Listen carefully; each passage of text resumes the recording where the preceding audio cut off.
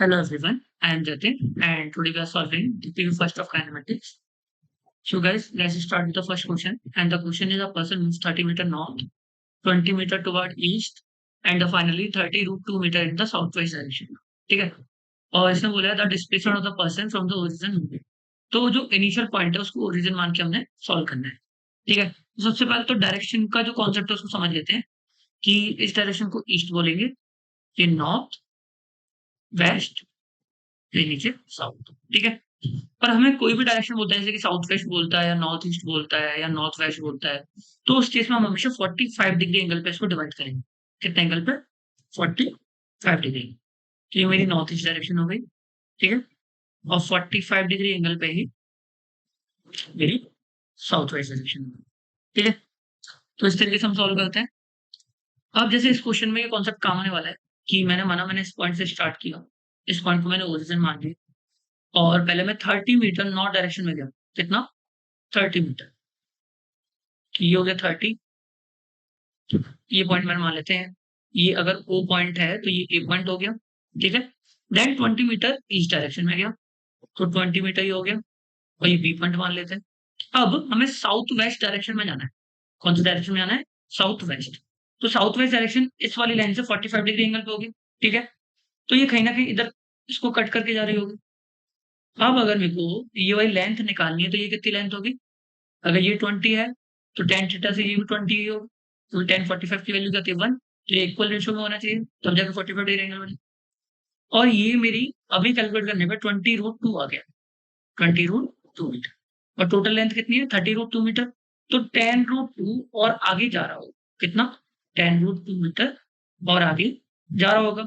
और ये 45 degree angle है तो ये भी 45 होगा। ठीक है, तो ये वाला पोर्शन कितना है? 10 रूट 2 का 45, ये 10 होगा और ये वाली लेंथ में क्या होगी? 10। तो फाइनल ये पॉइंट सी पे आ गया। तो मेरे को ओसी का डायरेक्शन निकालनी है, ओसी डिस्प्लेसमेंट निकालना है। तो ये वेस्ट डायरेक्शन हो गई और 10 मीटर। तो option C is correct, 10 metre along west direction. Second question solve करते हैं। इस क्वेश्चन में थोड़ा सा एरर है कि ये साउथ जो गिवन है वो ईस्ट होगा। ठीक है, अब हम सॉल्व करते हैं इसको। एक जो एरोप्लेन है, मैंने पहले ही बताया था कि 3D के क्वेश्चन को सॉल्व करने के लिए डायरेक्शन को किस तरह मालूम। ठीक है, तो सबसे पहले हम उस डायरेक्शन के कॉन्सेप्ट को समझ लेते हैं इस तरीके से कि अगर ये एक्स एक्सिस है और ये वाई है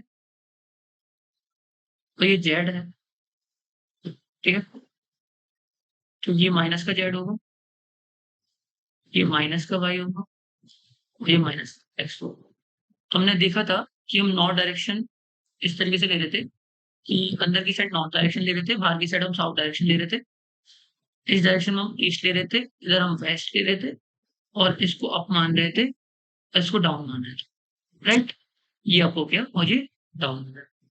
तो अब इस कॉन्सेप्ट में मेरी ये वाली डायरेक्शन अप हो गई, ये वाली डायरेक्शन डाउन हो गई। ठीक है, ये नॉर्थ हो गई, ईस्ट, वेस्ट और साउथ। अब अगर मैं इस पूरे क्वेश्चन को आई कैप, जे कैप, के कैप की फॉर्म में सॉल्व करना चाहूंगा तो मैं नॉर्थ डायरेक्शन को क्या लिखूंगा? 400 माइनस का K cap, minus direction. 300 metre east को क्या लिखूंगा? आई कैप है, क्या आई कैप होगा? 300 आई कैप प्लस का। और 1200 मीटर अपवर्स डायरेक्शन क्या लिखूंगा? 1200 अपवर्स को लिखेंगे जे कैप प्लस का। तो मेरे पास फाइनल डिस्प्लेसमेंट जो आ गया एस वेक्टर वो आ गया 300 आई कैप प्लस 1200 जे कैप, क्योंकि हमने ओरिजिन से मान के चला कि इस पॉइंट से हम डिस्प्लेसमेंट ले रहे हैं।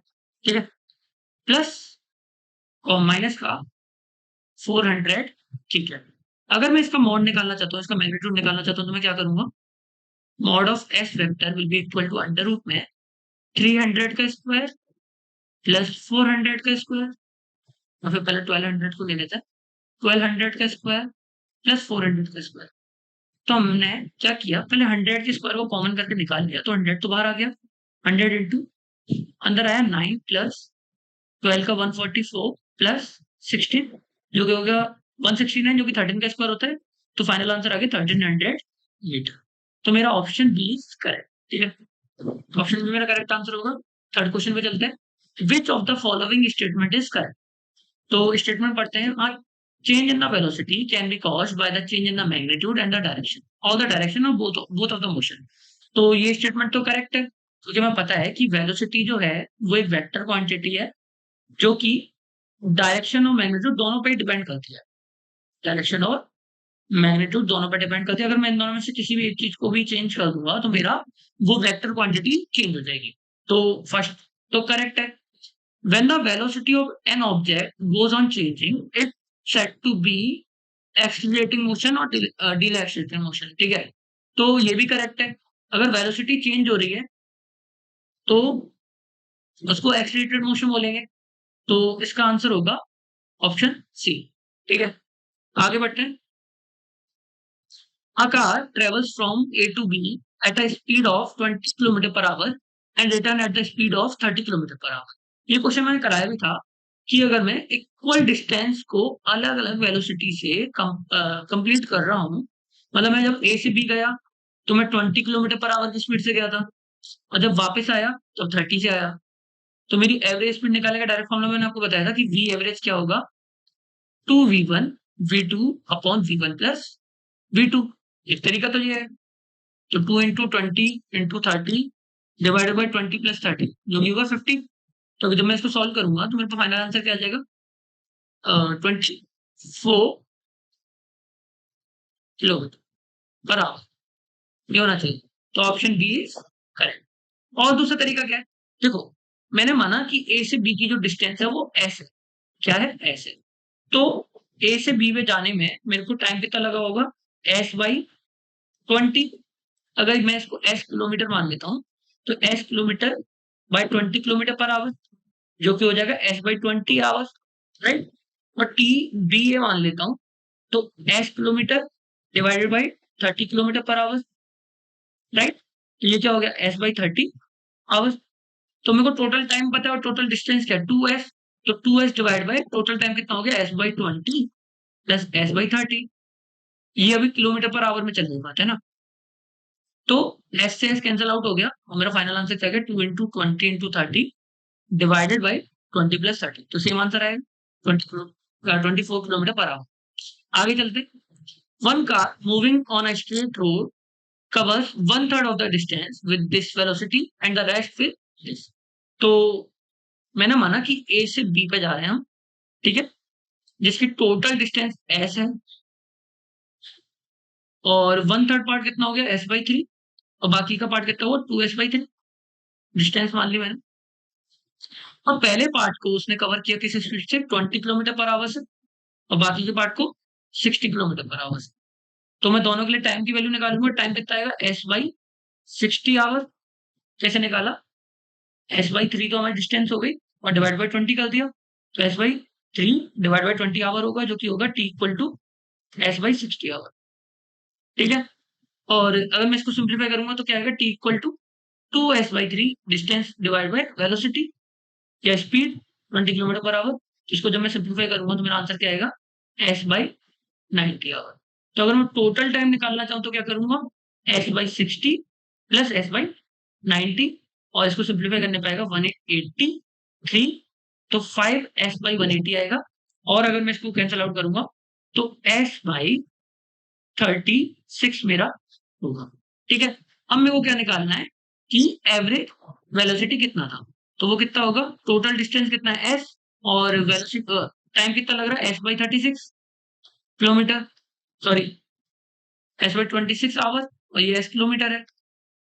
तो एस से एस कैंसिल हो गया और आंसर आ गया मेरे पास 36 किलोमीटर पर आवर। तो option D is correct. Sixth question है 150 metre long train is moving with a uniform velocity of this, ठीक है। तो लेंथ गिवन है मेरे को 150 मीटर और मेरे को स्पीड यूनिफॉर्म वेलोसिटी गिवन है कितना 45 किलोमीटर पर आवर। तो सबसे पहले तो मैं इसको मीटर पर सेकंड में चेंज कर लेता हूँ क्योंकि मेरे को जो ऑप्शन है वो सेकंड में दे रखे हैं और जो बाकी की यूनिट्स है वो मीटर में दे रखी है। तो मैंने आपको बताया था कि किलोमीटर पर आवर को अगर आपको मीटर पर सेकंड में चेंज करना है तो अपन को 5/18 का मल्टीप्लाई करना होता है, ठीक है। तो हमने क्या किया 45 इंटू 5/18 किया। तो ये 9 से कैंसिल हो रहा है तो 9 से 5 25/2 मीटर पर सेकंड मेरी वेलोसिटी आ गई, ठीक है। अब मेरे को बोला है कि time taken by the train to cross a bridge of this. तो देख लो कि अगर मेरा ये ब्रिज है, मेरा 850 मीटर का एक ब्रिज है और मेरे को इसको पूरा क्रॉस करना है। मानो कि ट्रेन पहले आई, ट्रेन ने इस पॉइंट से स्टार्ट किया, पर ट्रेन का आखिरी जो पॉइंट है वो खुद उससे 150 मीटर दूर है। तो अगर ट्रेन इसको पूरा क्रॉस करेगी तो वो टोटल डिस्टेंस कितनी कवर करेगी? एक तो ट्रेन की जो लेंथ होगी प्लस जो ब्रिज की लेंथ होगी, इतनी ही तो डिस्टेंस कवर करेगी। तो टोटल डिस्टेंस कितनी होगी? 1000 मीटर। और 1000 मीटर को किस स्पीड से कवर कर रही है? 25 मीटर पर सेकंड की, सॉरी 25/2 मीटर पर सेकंड की स्पीड से। तो टाइम टेकन कितना होगा? 1000 डिवाइडेड बाय 25 डिवाइडेड बाय 2। तो इसको जब मैं सॉल्व करूंगा तो मेरा आंसर आएगा 8 सेकंड। तो ऑप्शन सी इज करेक्ट। आगे बढ़ते हैं, question number 7। And the question is, a particle is constrained to move on the straight line path, it returns to the starting point after 10 second. ठीक है, तो क्या हो रहा है कि एक पार्टिकल ने यहाँ से मूव करना स्टार्ट किया, यानी टी इक्वल टू 0 सेकंड पे वो यहाँ पे था, और रिटर्न होकर टी इक्वल टू 10 सेकंड पे भी यहीं पर आ गया। तब पहले मान लो कि यहाँ तक गया होगा और फिर वापस पलट के सेम पॉइंट पे आ गया। तो total distance covered by the particle भी मेरे को गिवन है। तो एस इक्वल टू कितना आ गया? 30 मीटर। तो which of the following statement about the motion of the particle is false? ठीक है, तो पहली चीज देखो कि कहीं ना कहीं इस पार्टिकल की स्पीड जीरो ही होगी। ठीक है, अगर ये पार्टिकल यहाँ से चलना स्टार्ट करता है किसी वेलोसिटी v से, तो यहाँ पर आके इसकी वेलोसिटी क्या हुई होगी? जीरो ही होगी। और फिर ये वापस से इस डायरेक्शन में गया तो यहाँ पे वापस इसकी वेलोसिटी बढ़ती गई होगी। ठीक है, तो अब displacement of the particle is zero, ये तो करेक्ट है। मतलब डिस्प्लेसमेंट ऑफ द पार्टिकल तो जीरो, क्योंकि वो इनिशियल पॉइंट पे आ गया। एवरेज स्पीड, देखो स्पीड का जब भी कॉन्सेप्ट आता है तो हमें पता है कि स्पीड क्या होता है? Distance divided by time. ठीक है, डिस्टेंस डिवाइडेड बाय टाइम। तो डिस्टेंस तो हमें पता है 30 मीटर कवर करिए, यानी 15 ये वाली और 15 ये वाली। तो 13 डिवाइडेड बाय 10 कितना होगा? 3 मीटर पर सेकंड।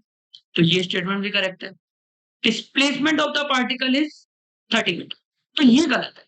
हमें पता है कि डिस्प्लेसमेंट तो जीरो है ना, तो ऑप्शन सी हमारा करेक्ट होगा, क्योंकि हमें फॉल्स स्टेटमेंट लिखना है। आगे बढ़ते हैं, अगला क्वेश्चन है, the ratio of the numerical values of average velocity and the average speed of a body is always unity, unity और लेस, यूनिटी और मोर, less than unity.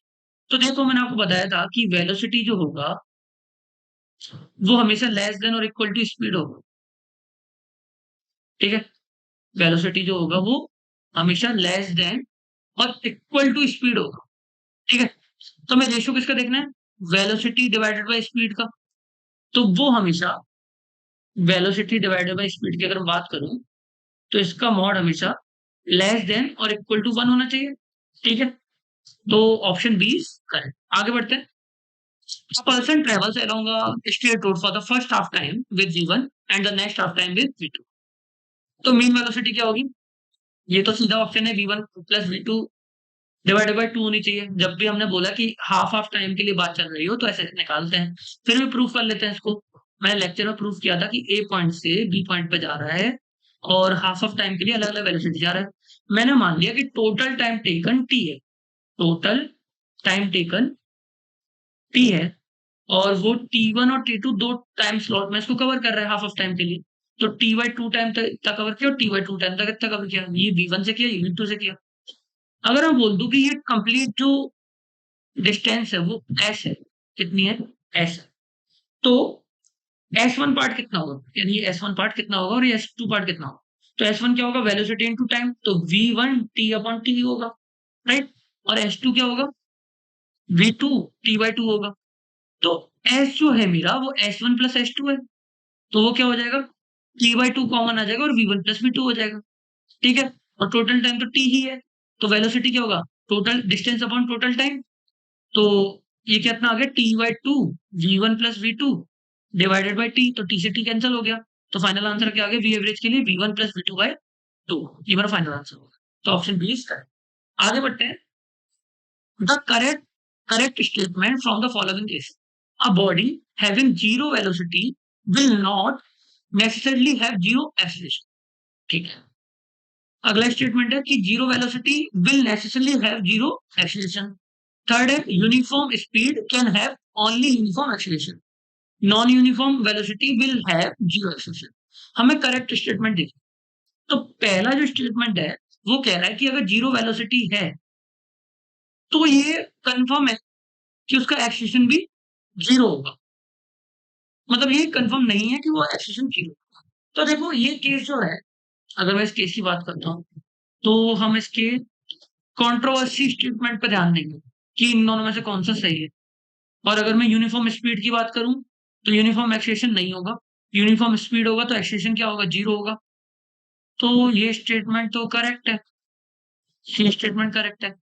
A body having non uniform velocity will have zero acceleration, ये गलत है। क्योंकि अगर non uniform velocity velocity change होगी तो उसके पास एक्सेलेरेशन क्या होगा, नॉन जीरो होगा, तभी जाके तो उसकी वेलोसिटी चेंज होगी। तो ऑप्शन डी गलत है, ऑप्शन सी सही है। अब इस पे एक बार बात कर लेते हैं। तो देखो, अगर जीरो वेलोसिटी है मतलब वो एक, मान लो एक ऑप्शन कि वो एक सर्कल में घूम रहा है, एक सर्कल में घूम रहा है, तो कुछ टाइम के बाद उसका डिस्प्लेसमेंट क्या हो जाएगा, जीरो हो जाएगा। और डिस्प्लेसमेंट जीरो हो जाएगा मतलब वेलोसिटी भी जीरो हो जाएगी। क्या उसका एक्सेलेरेशन भी जीरो ही है, नहीं, क्योंकि वो डायरेक्शन चेंज कर रहा है बार बार। तो डायरेक्शन चेंज कर रहा है मतलब उसकी वेलोसिटी चेंज हो रही है, वेलोसिटी चेंज कब होती है, उसका एक्सेलेरेशन नॉन जीरो होता है। तो ये ऑप्शन तो गलत है, मतलब जरूरी नहीं है कि वो जीरो हो। लेकिन अगर मैं स्ट्रेट रोड की बात करूं तो ये ऑप्शन भी गलत है। तो ये मे और मे नॉट डिपेंड करेगा कि हम किस रोड की बात कर रहे हैं। तो ये कंफर्म स्टेटमेंट नहीं, तो ऑप्शन सी करेक्ट होगा। ठीक है, आगे बढ़ते हैं। And the question number 11 is the velocity of a body moving with a uniform acceleration 2 metre per second square is 10 mm per second। देखो यहाँ पे थोड़ी गलती है, ये मीटर पर सेकंड है, mm पर सेकंड नहीं है, इसको करेक्ट कर लेना। Its velocity after an interval of 4 second. देखो, हमें पता है कि एक्सेलेरेशन क्या होता है, delta V divided by delta T, यानी वेलोसिटी में चेंज डिवाइडेड बाय टाइम में चेंज। ठीक है, तो V final minus V initial divided by 4, क्योंकि हमने चेंज कितना माना 4 सेकंड का। तो एक्सेलेरेशन की वैल्यू कितनी है, 2 मीटर पर सेकंड स्क्वायर। तो डेल्टा वी की वैल्यू कितनी आएगी, डेल्टा वी की वैल्यू आएगी 2 इंटू 4, जो कि होगा 8 मीटर पर सेकंड। राइट, तो V final minus V initial is equal to क्या है, 8 मीटर पर सेकंड। तो V final minus V initial कितना था, 10 metre per second, equal to 8 metre per second.